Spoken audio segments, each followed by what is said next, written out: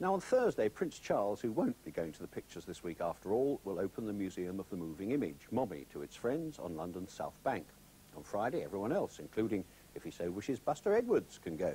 He could even invite his old friend Slipper, because I think they'd both enjoy it. MoMI, which is right next door to the National Film Theatre, claims to be unique, both in its size and its scope, a museum that traces the story of film and television from the pre-film days of Chinese shadow plays to the satellite TV technology of tomorrow, taking in en route such oddities as Charlie Chaplin's hat and boots and a sofa shaped like Mae West's lips. When I went there last week, people were still scurrying around to get everything finished before the royal visitation. This is an underground car park under Waterloo Bridge, or rather, that's what it used to be. Now it is, or at least it will be when it's finished, the Temple of the Gods, a tribute to the silent era of the cinema, to stars like Lillian Gish and Buster Keaton, Mary Pickford, Douglas Fairbanks, Theda Bara, and a rather paunchy Rudolph Valentino. One of the nice things about this museum is that you don't just wander around with a catalogue in your hand. The most unexpected people suddenly turn up and buttonhole you and start telling you what's going on. Comrade. See what I mean? To see you, comrade. Workers of the world unite, comrade. On this train, we have films. The films of Eisenstein, Vertov, Kuleshov. None of the bourgeois screenplay fairy tales you may have seen, comrade, of Mary Pickford and Douglas Fairbanks. Oh, that Hollywood rubbish. None of that. Fresh capitalism, comrade. Come and see for yourself. I can hardly wait.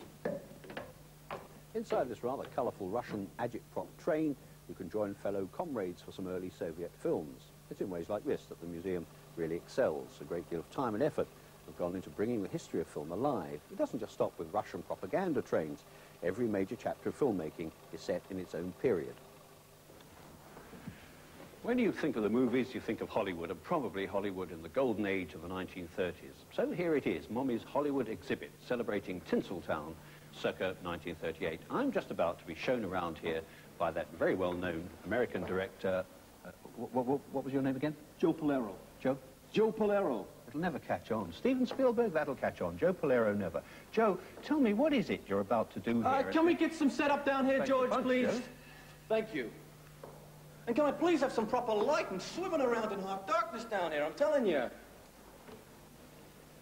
What do you mean, what scene is next, George? Don't you ever consult your call sheet? Oh, you, Joe, I'd fire that, George.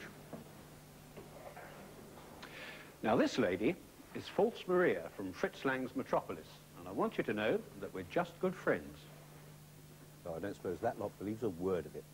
But this museum doesn't only deal with the movies. Television also gets a look in, and over in this corner, one of the television exhibits is putting on the final touches for his screen test for I2, and my museum piece here. The idea is that you can come along and be taped being interviewed by me, and this is how it works. Let me start by asking you what your favourite TV programmes are, apart from mine, of course. Now you answer my question, and then both our recordings are electronically mixed together and eventually played back for you to see. If Hollywood decided to make a film about your life, which star, living or dead, would you cast as yourself? Good question, that. Who would you pick? Well, thank you very much indeed. I really enjoyed talking to you. Next week, I'll be talking to Marlon Brando, Frank Sinatra, Elizabeth Taylor, Meryl Streep, and lots of other lesser stars than yourself. So until then, goodbye. Here you find me sitting in Mae West's mouth, an unusual experience, for me anyway. Actually, this sofa was designed by Salvador Dali, and it's a good example of the quirkier aspects of MoMI. As you go around, you have no clear idea of what you're going to encounter next.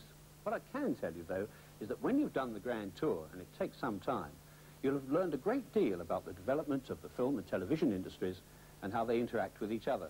And in the meantime, you'll have had quite a lot of fun. I don't think a museum can offer much more than that. A word of warning, ladies and gents. Do you stand on the threshold of Monsieur Robertson's Phantasmagoria, where ghosts, ghouls and spectres dwell, and black magic is rife?